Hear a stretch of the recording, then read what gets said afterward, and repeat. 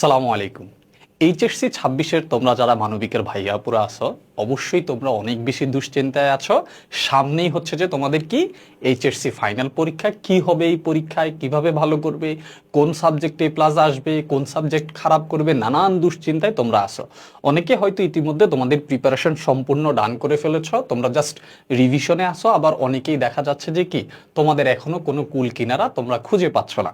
তবে কোনো দুশ্চিন্তার বিষয় নেই, যারা প্রিপারেশন নিয়ে ফেলেছ তোমাদের জন্য এই ভিডিও, এবং যারা এখনো প্রিপারেশন নিতে পারোনি তাদের জন্য এই ভিডিও। কেননা এই ভিডিওতে আমি তোমাদেরকে হচ্ছে যে পৌরনীতি ও সুশাসন প্রথম পত্রে তুমি কিভাবে 100% সিকিউ কমন পাবে এবং এমসিকিউ কমন পাবে, সেই গাইডলাইনটা বা সাজেশনটা আমি তোমাদেরকে কি দেওয়ার চেষ্টা করব। এবং মনে রাখবা তোমরা যে মানবিকের যে কয়েকটা বিষয় আছে যেগুলাতে এ প্লাস পাওয়া সম্ভব, তার মধ্যে এই যে পৌরনীতি ও সুশাসন, এইটা সবচেয়ে বেশি ইম্পর্টেন্ট।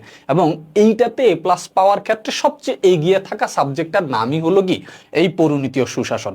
তাই তোমরা দেরি না করে ভিডিওটা তোমাদের বন্ধুদের সাথে অবশ্যই শেয়ার করে দিবে, যাতে করে তারাও এই ভিডিওতে দেখে 100% সাজেশন পেয়ে তারাও যাতে পৌরনীতিতে মিনিমাম তার যে এ প্লাসটা সেটা সে কি করতে পারে, নিশ্চিত করতে পারে। ওকে, তো আশা করি এই ভিডিওটা দেখে তোমরা বা বুঝতে পারবা যে কিভাবে এ প্লাস তোমাদেরকে কি পেতে হবে। ওকে, সো চলো আমরা তাহলে হচ্ছে যে কি আমাদের গাইডলাইনে চলে যাই। এবং আবারও বলছি যে এই পৌরনীতি ও সুশাসন এতটা ইম্পর্টেন্ট দিয়ে পড়বে, কেননা এটা এ প্লাস পাওয়ার ক্ষেত্রে যতগুলা বিষয় আছে তার মধ্যে সবচেয়ে বেশি এগিয়ে, এবং এটাতে এ প্লাস পাওয়া সবচেয়ে সহজ।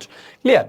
এখন দেখো, আমি প্রথমে তোমাদেরকে যে বিষয়টা হচ্ছে যে কি করব, ক্লিয়ার করব, সেটা হচ্ছে তোমাদের টোটাল যে সৃজনশীল। ওকে, সিকিউর ক্ষেত্রে দেখা যায় সিকিউতে হচ্ছে যে তোমার 7টা সৃজনশীল বা সিকিউ তোমার কি করতে হবে, অ্যান্সার করতে হবে। টোটাল 7টা সৃজনশীল বা সিকিউ তোমার অ্যান্সার করতে হবে। ক্লিয়ার?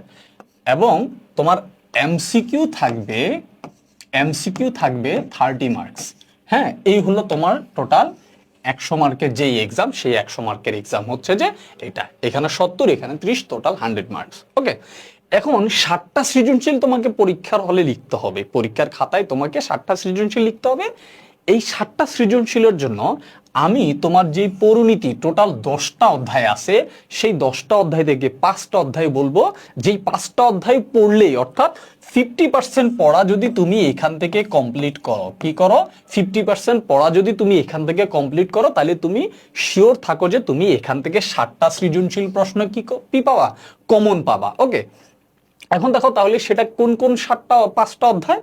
প্রথমত আমি তোমাদেরকে বলবো, এই যে তৃতীয় অধ্যায় আছে মূল্যবোধ, আইন, স্বাধীনতা ও সাম্য, এটাকে যত বেশি পারো গুরুত্ব দিয়ে পড়বে। এবং এই যে সপ্তম অধ্যায় তোমরা দেখছো সরকার কাঠামো ও সরকারের অঙ্গসমূহ, এই দুইটা অধ্যায় তোমার সবচেয়ে বেশি ইম্পর্টেন্ট, জানো আমি 4টা স্টার দিয়ে রাখছি। হ্যাঁ, এইখান থেকে তুমি মনে রাখবা তোমার 2 থেকে 3টা সৃজনশীল প্রশ্ন। ওকে, কয়টা?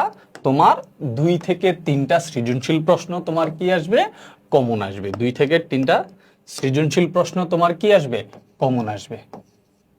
ওকে, সেম একইভাবে সরকার কাঠামো ও সরকারের অঙ্গসমূহ, এইখানেও তোমার 2 থেকে 3টা সৃজনশীল প্রশ্ন কি আসতে পারে, কমন আসতে পারে। সুতরাং 3 নাম্বার এবং সপ্তম এই দুটো অধ্যায় এত গুরুত্ব দিয়ে পড়বে যাতে দুটো প্রশ্ন আসুক এখান থেকে, বা 3টা আসুক, যাই আসুক, তুমি যাতে দুটোই অ্যান্সার করতে পারো, 3টা আসলে 3টাই অ্যান্সার করতে পারো। ঠিক আছে?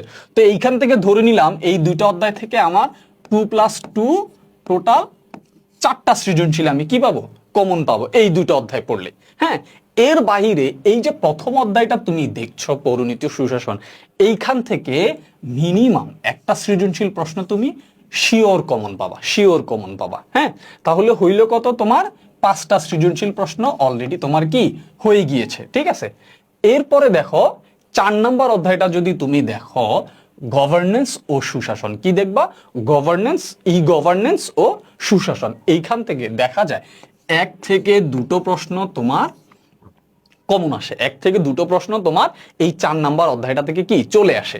তাহলে এইখানে আমি টোটাল আরো একটা সৃজনশীল পেলাম যদি আমি 4 নাম্বার অধ্যায়টা পড়ি, 4 নাম্বার কি অধ্যায়টা পড়ি। তাহলে আমি এখন পর্যন্ত তোমাকে 1 নাম্বার অধ্যায়, 3 নাম্বার অধ্যায়, 4 নাম্বার অধ্যায় এবং 7 নাম্বার অধ্যায়, এই 4টা অধ্যায় পড়তে বললাম, যেখান থেকে তুমি ইতিমধ্যে 6টা সৃজনশীল প্রশ্ন কমন পাবা।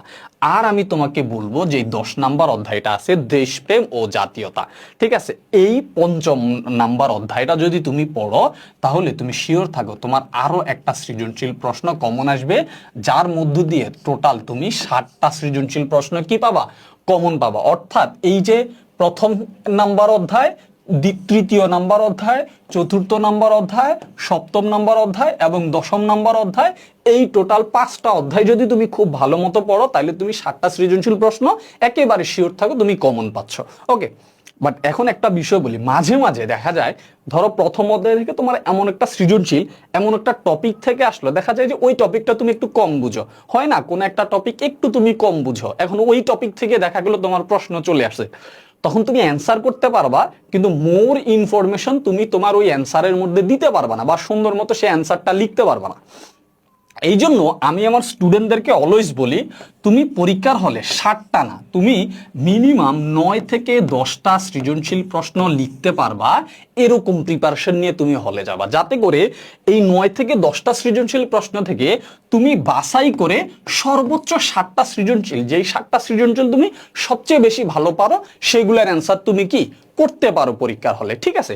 সেজন্য আমি তোমাদেরকে আরো 2টো অধ্যায় এক্সট্রা পড়তে বলবো, সেটা হলো সুশাসন এবং আরেকটা অধ্যায় বলবো সেটা হলো রাজনৈতিক দল, নেতৃত্ব ও সুশাসন। ওকে, এই যে 2টো অধ্যায় তোমাকে আমি দিলাম, দ্বিতীয় এবং ষষ্ঠ অধ্যায়, এই 2টা অধ্যায় যদি তুমি আরেকটু ভালো করে পড়ো তাহলে তুমি মিনিমাম 9 থেকে 10টা সৃজনশীল প্রশ্ন এই 7টা অধ্যায় পড়ার মধ্য দিয়ে তুমি পাবা, এতটুকু তুমি নিশ্চিত থাকতে পারো। ওকে, তাহলে এই গেল তোমার অধ্যায় ভিত্তিক যে টোটাল সাজেশন, যে এই 7টা সৃজনশীল যদি তুমি পড়ো, এই 7টা সৃজনশীল যদি তুমি পড়ো, টোটাল 7টা অধ্যায় যদি তুমি পড়ো তাহলে তুমি 9 থেকে 10টা সৃজনশীল প্রশ্ন কি কমন পাবা। ওকে।